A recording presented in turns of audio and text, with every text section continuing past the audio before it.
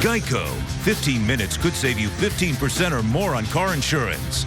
And Papa John's, official pizza of your NFL game day. Back here in Green Bay, G-Force fans who are assembled to watch another season, the 90th season of Packer football.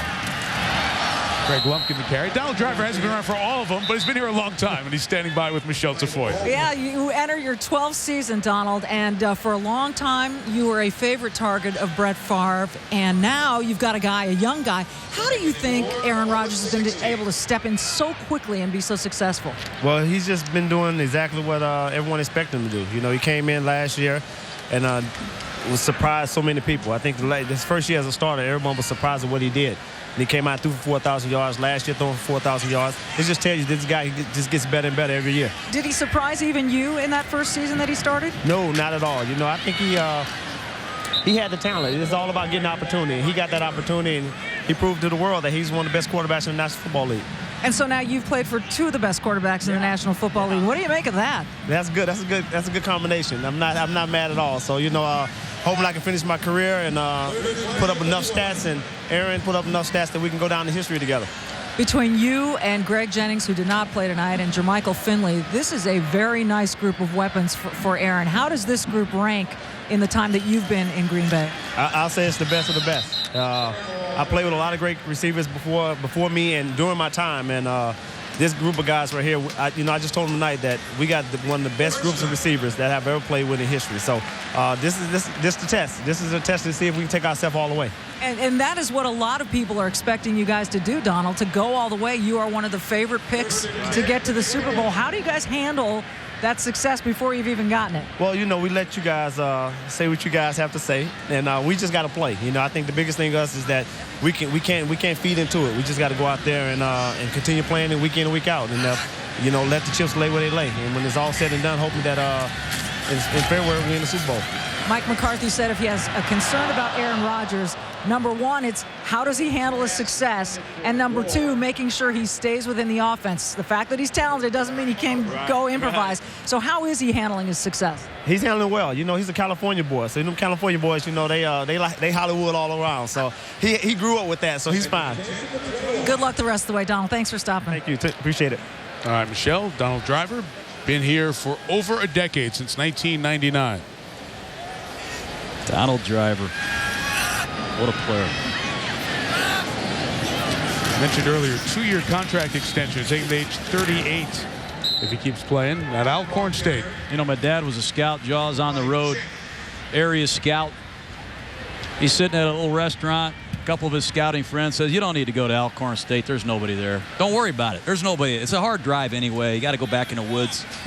As his scout, Jim Gruden, got in his car. He drove the 2 hours to Alcorn State, and he came back, and I remember he sent us a report. He says, you know, they got a receiver there named Don Driver. That's the guy right there. Go do your homework. Yeah. You'll find players. Donald Driver, one of the great steals in NFL draft history. 7th rounder. Props to your dad. We didn't draft him, though. That's my problem. Yeah. We drafted a center from Wichita State. That whole story for that ending. Yeah, I didn't listen. But look what he's done. I mean, this guy comes in here from Alcorn State. Not that that's a bad program. There have been some great players, Jimmy Giles and Steve McNair. Yeah. But look at Reggie Wayne and Donald Driver. These two guys, those numbers, 70 receptions and 1,000 yards for 6 straight seasons. That's amazing production, durability. A good shout out to your dad, too. Yeah, I miss him. Jim Gruden, one of the good guys.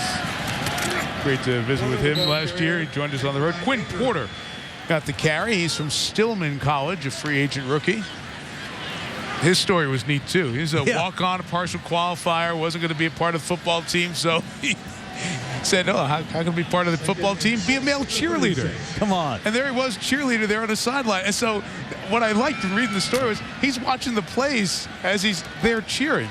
Come on. Does that give any confidence to the cheerleader you're working with when you're watching the plays? No. I wouldn't want to be getting beat out by a cheerleader. No disrespect to a cheerleader. He just did. Graham Harrell's the quarterback, handing it to him. To Porter there. Graham Harrell comes out of Texas Tech, and Mike Leach's program put up quarterbacks with very prolific numbers, but much like the run and shoot days that we had at Houston a decade and a half or so ago, how do those translate to the NFL? Well, Harrell has been out for a couple of years, now getting his opportunity here in Green Bay to learn the quarterback position from Mike McCarthy. You know, he was down in New Orleans, so he learned from a couple pretty good guys down there, and Sean Payton and Drew Brees.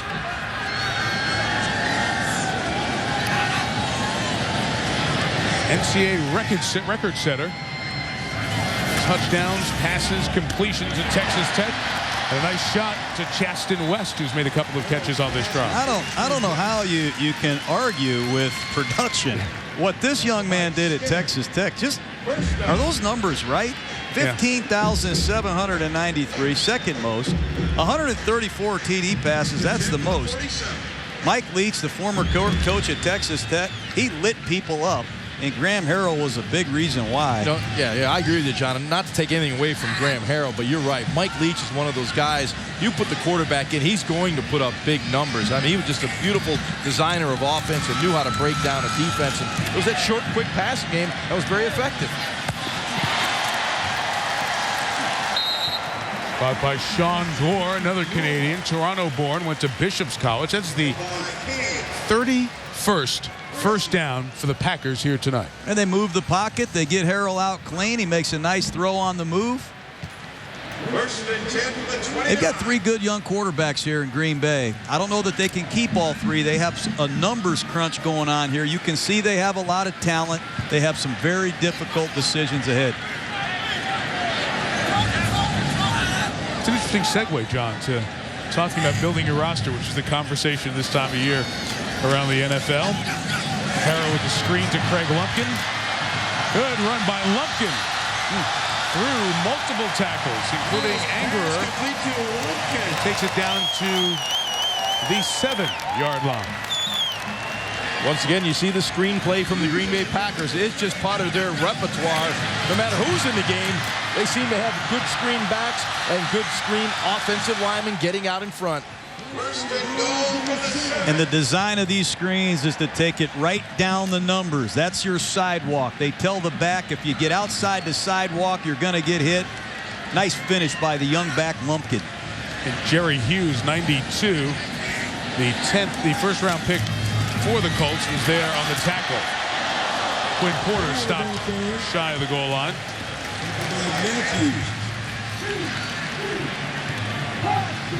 Ricardo Matthews the stop. Well, Jerry Hughes, the first-round draft choice. There you see him, number 92 at the end of the screen there. He's getting double-teamed, and they're getting some movement, and they're working him pretty good. The youngster out of TCU, the number 1 pick. Jerry's here to rush the passer, but I got to remind you, you're here to play football, and you got to stop the run, and that's something he needs work on, obviously. Yeah, Tom Crabtree, number 83, the tight end, handled him on that running play. Walk in for Lumpkin, and they handled the number 1 pick, Hughes, easily again. Yeah, it's a different ball game. I call that the briar patch. Some of these defensive ends like playing on the edge. They like rushing the passer. Hey, you don't get to rush the passer if you don't stop the run. And that's dominance at the point of attack. Nice finish by Graham Harrell in the Green Bay offense. Good drive. Man, these Packers, I mean, how many tight ends are coming with? Finley, Lee, Hebner, Crabtree, Corliss. Every guy is making plays in the passing game, in the running game. They have depth at the tight end position. Well, that is the beauty of it for Green Bay and what they've built, and the problem they'll be dealing with over the next couple of weeks. How do you get down to 53? They've got 52 on the board.